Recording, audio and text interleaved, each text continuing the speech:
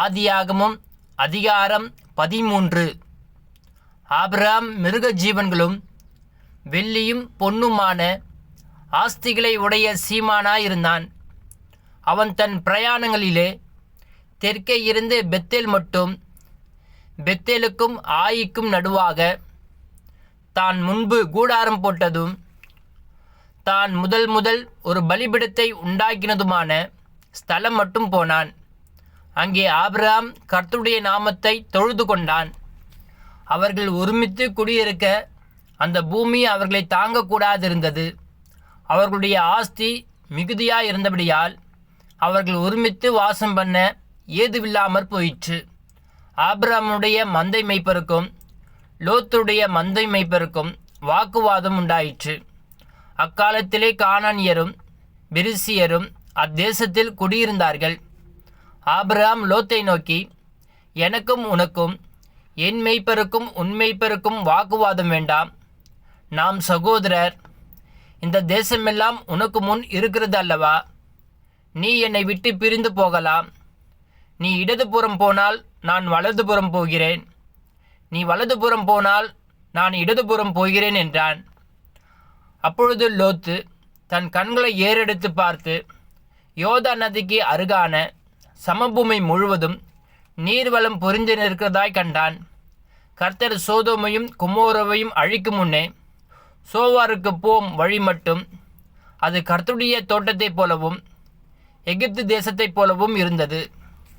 அப்பொழுது லோத்து யோர்தானுக்கு அருகான சமபூமி முழுவதையும் தெரிந்து கொண்டு கிழக்கே பிரயாணப்பட்டு போனான். இப்படி அவர்கள் ஒருவரை ஒருவர் விட்டு பிரிந்தார்கள். ஆபிராம் கானான் தேசத்தில் குடியிருந்தான். லோத்து அந்த யோர்தானுக்கு அருகான சமபூமியிலுள்ள பட்டணங்களில் வாசம் பண்ணி சோதோமுக்கு நேரே கூடாரம் போட்டான். சோதோமின் ஜனங்கள் பொல்லாதவர்களும் கர்த்தருக்கு முன்பாக மகா பாவிகளுமாய் இருந்தார்கள். லோத்து ஆபிராமை விட்டு பிரிந்த பின்பு கர்த்தர் ஆபிராமை நோக்கி, உன் கண்களை ஏறெடுத்து நீ இருக்கிற இடத்திலிருந்து வடக்கேயும் தெற்கேயும் கிழக்கையும் மேற்கையும் நோக்கிப்பார்.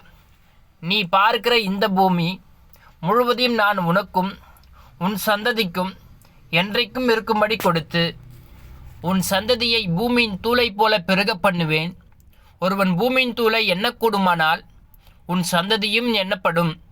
நீ எழுந்த தேசத்தின் நீளமும் அகலமும் எம்மட்டோ அம்மட்டும் நடந்து திரி, உனக்கு அதை தருவேன் என்றார். அப்பொழுது ஆபிரகாம் கூடாரத்தை பெயர்த்து கொண்டு போய் எபிரோனில் இருக்கும் மம்ரேயின் சமபூமியில் சேர்ந்து குடியிருந்து அங்கே கர்த்தருக்கு ஒரு பலிபீடத்தை கட்டினான். ஆதியாகமம் அதிகாரம் 14.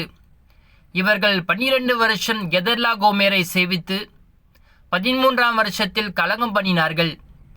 14ஆம் வருஷத்திலே கெதர்லா கோமேரும் அவனோடு கூடியிருந்த ராஜாக்களும் வந்து அஸ்தரோத் கர்னாயிமிலே இருந்த ரெபாயிமரையும் காமிலே இருந்த சூசியமியரையும் சாவே கீரியத்தாரையிமிலே இருந்த ஏமியரையும் சேயீர் மலைகளில் இருந்த ஓரியரையும் வனாந்திரத்துக்கு அருகான எல்பாரான் மட்டும் முறியடித்து திரும்பி காதேஸ் என்னும் மிஸ்பாத்துக்கு வந்து அமலேக்கியருடைய நாடனத்தையும் அத்சாத்சோன் தாமாரிலே கூடியிருந்த எமோரியரும் கூட சங்கரித்தார்கள். அப்பொழுது சோதோமின் ராஜாவும் குமோராவின் ராஜாவும் அத்மாவின் ராஜாவும் செபோயுமின் ராஜாவும் சோவார் என்னும் பேலாவின் ராஜாவும் புறப்பட்டு சித்தீம் பள்ளத்தாக்கிலே ஏலாமின் ராஜாவாகிய கெதர்லா கோமேரோடும் ஜாதிகளின் ராஜாவாகிய திதியாலோடும் ஸ்னேயாரின் ராஜாவாகிய அம்ராபேலோடும் ஏலசாரின் ராஜாவாகிய அரியோகோடும் யுத்தம் பண்ண புறப்பட்டு அந்த 5 ராஜாக்களோடும் இந்த 4 ராஜாக்களும் யுத்தம் பண்ணினார்கள். அந்த சீத்திம் பள்ளத்தாக்கு எங்கும் நிலக்கில் உண்டாகும் கேணிகள் இருந்தது. சோதோம் குமோரோவின் ராஜாக்கள் முறிந்தோடி அங்கே விழுந்தார்கள். மீந்தவர்கள் மலைகளுக்கு ஓடிப்போனார்கள். அப்பொழுது அவர்கள் சோதோமிலும் குமோராவிலும் உள்ள பொருள்கள் எல்லாவற்றையும் போஜன பதார்த்தங்கள் எல்லாவற்றையும் எடுத்துக்கொண்டு போய்விட்டார்கள். ஆபிரகாமின் சகோதரனுடைய குமாரனாகிய லோத்து சோதோமிலே குடியிருந்தபடியால் அவனையும் அவன் பொருள்களையும் கொண்டு போய்விட்டார்கள். தப்பி ஓடின ஒருவன் எபிரனாகிய ஆபிராமிடத்தில் வந்து அதை அறிவித்தான்.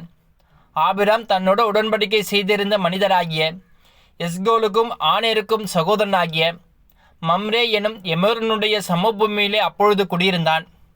தன் சகோதரன் சிறையாக கொண்டு போகப்பட்டதை ஆபிராம் கேள்விப்பட்ட போது அவன் தன் வீட்டிலே பிறந்த கைப்படைந்தவர்களாகிய 318 ஆட்களுக்கும் ஆயுதம் தரிப்பித்து தான் என்னும் ஊர் மட்டும் அவர்களை தொடர்ந்து ராக்காலத்திலே அவனும் அவன் வேலைக்காரரும் பிரிந்து பவுஞ்சுகளாய் அவர்கள் மேல் விழுந்து அவர்களை முறியடித்து தமஸ்குவுக்கு இடதுபுறமான ஓபா மட்டும் துரத்தி சகல பொருள்களையும் திருப்பி கொண்டு வந்தான். தன் சகோதரனாகிய லோத்தையும் அவனுடைய பொருள்களையும் ஸ்திரீகளையும் ஜனங்களையும் திருப்பி கொண்டு வந்தான். அவன் கெதர்லா கோமேரையும் அவனோடு இருந்த ராஜாக்களையும் முறியடித்து திரும்பி வருகிற போது சோதோமின் ராஜா புறப்பட்டு ராஜாவின் பள்ளத்தாக்கு என்னும் சாவே பள்ளத்தாக்கு மட்டும் அவனுக்கு எதிர்கொண்டு போனான். அன்றியும் உன்னதமான தேவனுடைய ஆசிரியனாயிருந்த சாலேமின் ராஜாவாகிய மெல்கிசேதேக்கு அப்பமும் திராட்சரசமும் கொண்டு வந்து அவனை ஆசீர்வதித்து, வானத்தையும் பூமியையும் உடையவராகிய உன்னதமான தேவனுடைய ஆசீர்வாதம் ஆபிரகாமுக்கு உண்டாவதாக, உன் சத்துருக்களை உன் கையில் ஒப்புக்கொடுத்த உன்னதமான தேவனுக்கு ஸ்தோத்திரம் என்று சொன்னான். இவனுக்கு ஆபிராம் எல்லாவற்றிலும் தசம பாகம் கொடுத்தான். சோதோமின் ராஜா ஆபிராமை நோக்கி, ஜனங்களை எனக்கு தாரும், பொருள்களை நீர் எடுத்துக்கொள்ளும் என்றான். அதற்கு ஆபிராம் சோதோமின் ராஜாவை பார்த்து, ஆபிராமை ஐஸ்வர்யனாக்கினேன் என்று நீர் சொல்லாதபடிக்கு நான் ஒரு சரட்டையாகிலும் பாதரட்சின் வாரையாகிலும் உமக்கு உண்டானவைகள் யாதொன்றையாகிலும் எடுத்துக்கொள்ளேன் என்று வானத்தையும் பூமியையும் உடையவராகிய உன்னதமான தேவனாகிய கர்த்தருக்கு நேராக என் கையை உயர்த்துகிறேன். வாலிபர் சாப்பிட்டது போக என்னுடனே வந்த ஆனேர், எஸ்கோல், மம்ரே என்னும் புருஷருடைய பங்கு மாத்திரமே வரவேண்டும். இவர்கள் தங்கள் பங்கை எடுத்துக்கொள்ளட்டும் என்றான். ஆதியாகமும் அதிகாரம் 15. இந்த காரியங்கள் நடந்த பின்பு கர்த்தருடைய வார்த்தை ஆபிராமுக்கு தரிசனத்திலே உண்டாகி, அவர், ஆபிராமே, நீ பயப்படாதே, நான் உனக்கு கேடகமும் உனக்கு மகா பெரிய பலனுமாய் இருக்கிறேன் என்றார். அதற்கு ஆபிராம், கர்த்தராகிய ஆண்டவரே, அடியேனுக்கு என்ன தருவீர்? நான் பிள்ளையில்லாமல் இருக்கிறேனே. தமஸ்கு ஊரானாகிய இந்த எலியசர் என் வீட்டு விசாரணை கர்த்தனாய் இருக்கிறானே என்றான்.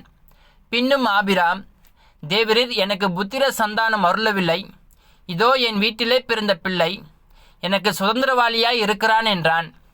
அப்பொழுது கர்த்தருடைய வார்த்தை அவனுக்கு உண்டாகி, இவன் உனக்கு சுதந்திரவாளி அல்ல, உன் கர்ப்ப பிறப்பாய் இருப்பவனே உனக்கு சுதந்திரவாளி ஆவான் என்று சொல்லி அவர் அவனை வெளியே அழைத்து, நீ வானத்தை அண்ணார்ந்து பார், நட்சத்திரங்களை எண்ண உன்னால் கூடுமானால் அவைகளை எண்ணு என்று சொல்லி பின்பு அவனை நோக்கி, உன் சந்ததி இவ்வண்ணமாய் இருக்கும் என்றார். அவன் கர்த்தரை விசுவாசித்தான், அதை அவர் அவனுக்கு நீதியாக எண்ணினார். பின்னும் அவர் அவனை நோக்கி, இந்த தேசத்தை உனக்கு சுதந்திரமாக கொடுக்கும் பொருட்டு உன்னை ஊர் என்கிற கல்தேயருடைய பட்டணத்திலிருந்து அழைத்து கொண்டு வந்த கர்த்தர் நானே என்றார். அதற்கு அவன், கர்த்தராகிய ஆண்டவரே, நான் அதை சுதந்திரித்துக் கொள்வேன் என்று எதினால் அறிவேன் என்றான். அதற்கு அவர், 3 வயது கிடாரியையும் 3 வயது வெள்ளாட்டையும் 3 வயது ஆட்டுக்கடாவையும் 1 காட்டுப்புறாவையும் 1 புறா குஞ்சையும் என்னிடத்தில் கொண்டு வா என்றார். அவன் அவைகள் எல்லாவற்றையும் அவரிடத்தில் கொண்டு வந்து அவைகளை நடுவாக துண்டித்து துண்டங்களை ஒன்றுக்கொன்று எதிராக வைத்தான். பட்சிகளை அவன் துண்டிக்கவில்லை. பறவைகள் அந்த உடல்கள் மேல் இறங்கின. அவைகளை ஆபிராம் துரத்தினான். சூரியன் அஸ்தமிக்கும் போது ஆபிராமுக்கு அயர்ந்த நித்திரை வந்தது. திகிலும் காரிருளும் அவனை மூடிக்கொண்டது. அப்பொழுது அவர் ஆபிராமை நோக்கி, உன் சந்ததியார் தங்களுடையதல்லாத அந்நிய தேசத்தில் பரதேசிகளாயிருந்து அத்தேசத்தாரை சேவிப்பார்கள் என்றும் அவர்களால் 400 வருஷம் உபத்திரவப்படுவார்கள் என்றும் நீ நிச்சயமாய் அறிய கடவாய். இவர்கள் சேவிக்கும் ஜாதிகளை நான் நியாயந்திருப்பேன். பின்பு மிகுந்த பொருள்களுடனே புறப்பட்டு வருவார்கள். நீ சமாதானத்தோடு உன் பிதாக்களிடத்தில் சேருவாய். நல்ல முதிர் வயதிலே அடக்கம் பண்ணப்படுவாய். 4ஆம் தலைமுறையிலே அவர்கள் இவ்விடத்துக்கு திரும்ப வருவார்கள். ஏனென்றால் எமோரியருடைய அக்கிரமம் இன்னும் நிறைவாகவில்லை. சூரியன் அஸ்தமித்து காரிருள் உண்டான பின்பு இதோ புகையிற சூளையையும் அந்த துண்டங்களின் நடுவே நடந்து போகிற அக்கினி ஜுவாலையும் தோன்றின. அந்நாளிலே கர்த்தர் ஆபிரகாமுடன் உடன்படிக்கை பண்ணி எகிப்தின் நதி துவக்கி ஐபிராத்து நதி என்னும் பெரிய நதி மட்டும் உள்ளதும் கேனியரும் கெனிசியரும் கத்மூனியரும் ஏத்தியரும் பெரிசியரும் ரெப்பாயிமியரும் எமோரியரும் கானானியரும் கிர்காசியரும் எபூசியரும் என்பவர்கள் இருக்கிறதுமான இந்த தேசத்தை உன் சந்ததிக்கு கொடுத்தேன் என்றார்.